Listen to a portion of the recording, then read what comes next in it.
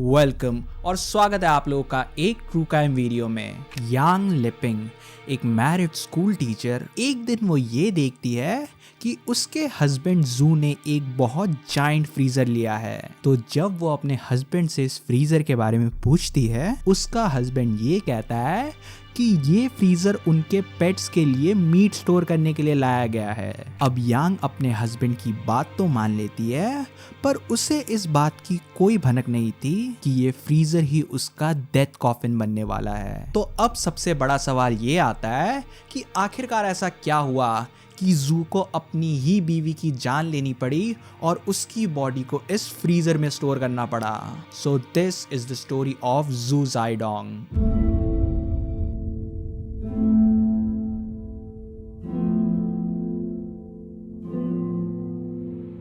बचपन से ही जू के जिंदगी में उसके पेरेंट्स का इन्वॉल्वमेंट काफी ज्यादा कम था, क्योंकि उसके पेरेंट्स का डिवोर्स हो चुका था। तो उसके पेरेंट्स उसे बहुत कम टाइम दिया करते, जिसके कारण उसकी जिंदगी में सही और गलत के बीच का अंतर बताने वाला कोई नहीं था। तो उसने अपना सारा बचपन अपने दोस्तों के ही साथ बिताया।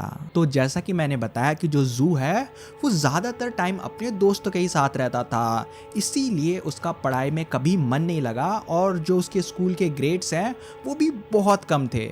और ऐसा भी नहीं था कि जो ये दोस्त हैं वो उसकी ज़िंदगी में कुछ पॉजिटिव चीज़ डाल रहे हैं।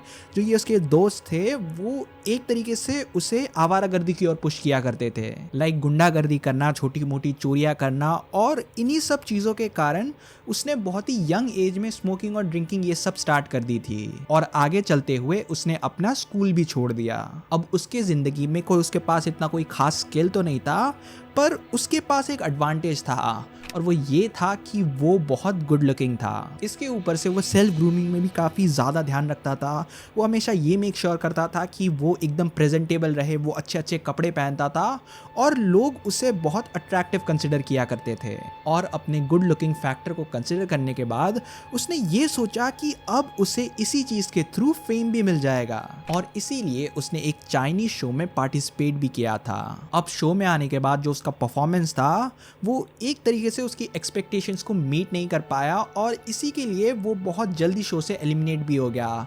पर इस शो का एक फायदा हुआ कि इस शो के कारण उसको बहुत सारा अटेंशन मिलने लगा। अब उसके इस शो के बाद भी जो उसने अपनी ये चार्मिंग सी पर्सनैलिटी बना रखी थी, उसने इसे मेंटेन करने की काफ़ी ज़्यादा कोशिश करी। इसीलिए वो हमेशा महंगे महंगे बहुत लग्जूरियस कपड़े पहनने लगा था।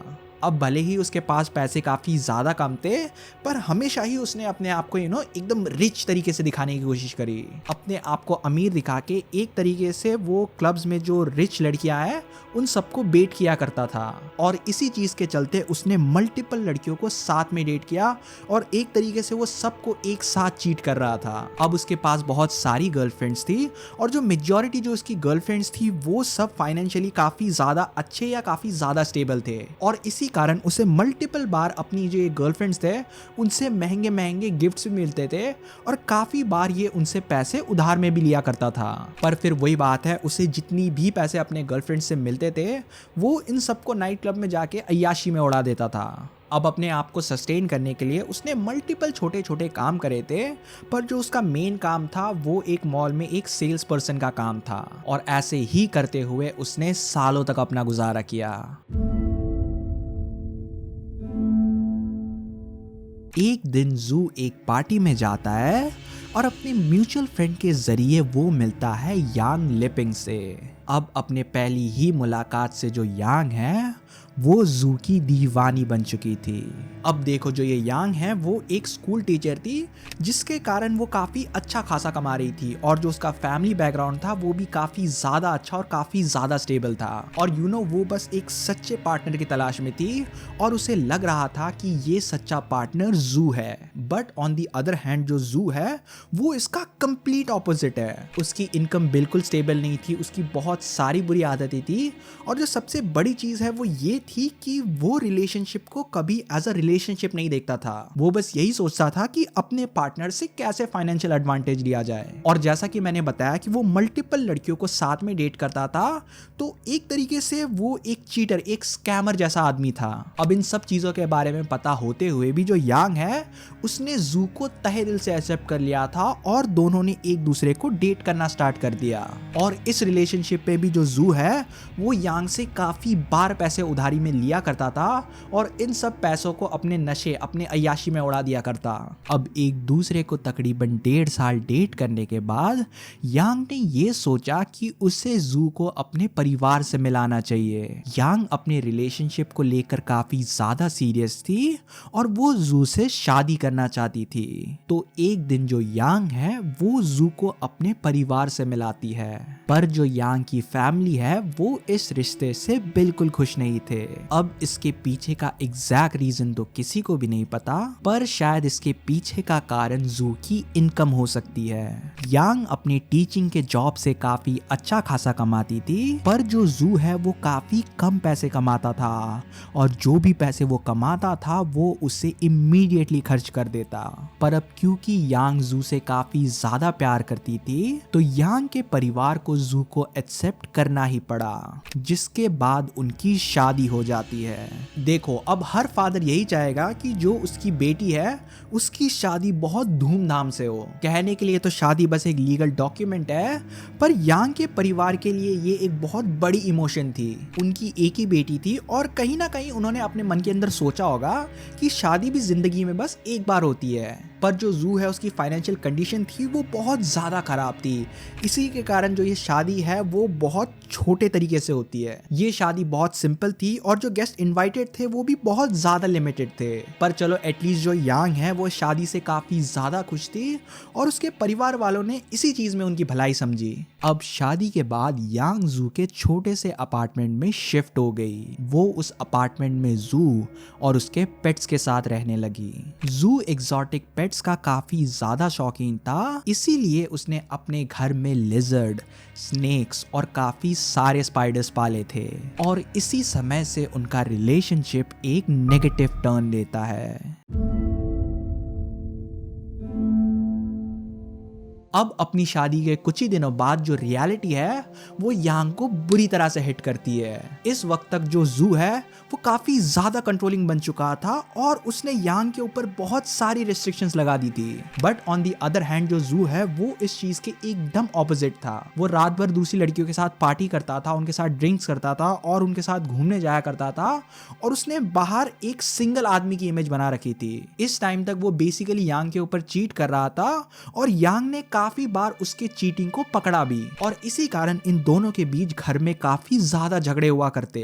देखो, यांग का जो मेन मोटिव था शादी के लिए वो था बस प्यार, but on the other hand जो जू है उसने शादी बस इसीलिए करी क्योंकि यांग जो है वो काफी अच्छा खासा पैसा कमाती थी और एक तरीके से जो जू है वो यांग के सैलरी से ही अय्याशी किया करता।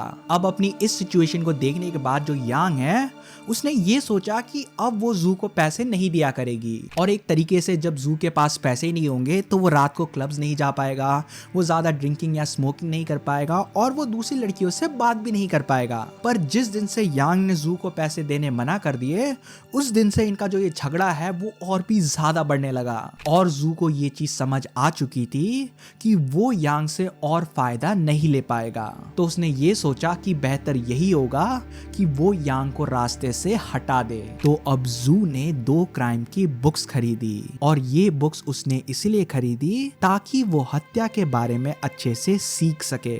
और इसके कुछ समय बाद उसने एक बहुत बड़ा फ्रीजर खरीदा। अब जब जू ये सब चीजें खरीद रहा था ये चीज यांग के मन को खटक रही थी।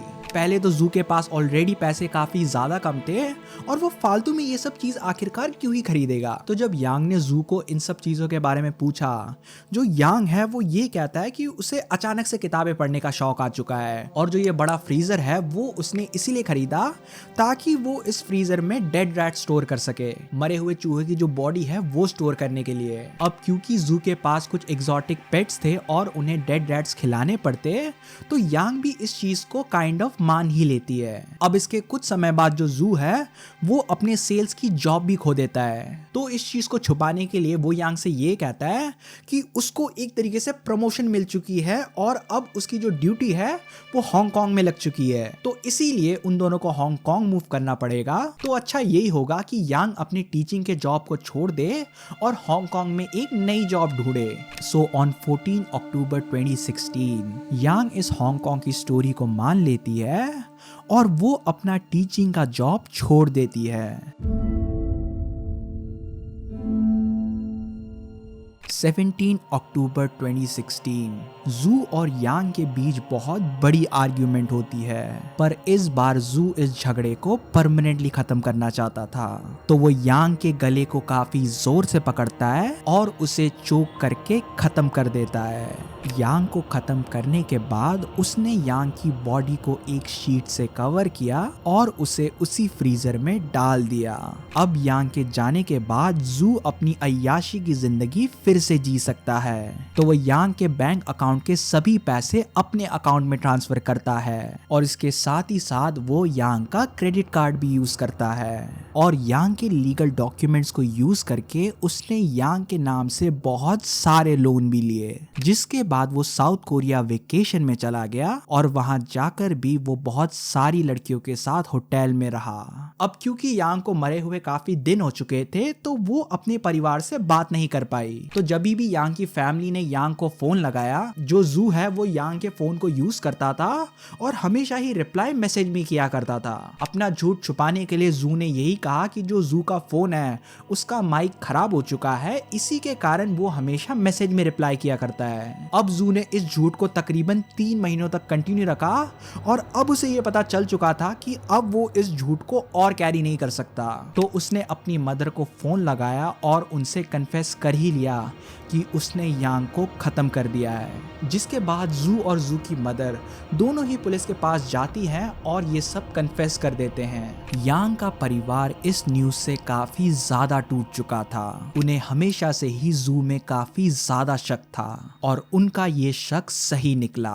जब जू का ट्रायल चल रहा था उसने अपने डिफेंस में बस ये कहा कि वो यांग को मारना नहीं चाहता था, ये बस एक एक्सीडेंट था। देखो ये सब जू का कहना था, मैं ये डिसीजन आप लोगों के ऊपर छोड़ता हूँ कि आप लोगों को जू की स्टोरी माननी है या नहीं, क्योंकि कोर्ट ने तो इस स्टोरी को नहीं माना क्योंकि सारे ही एविडेंस उसके खिलाफ थे।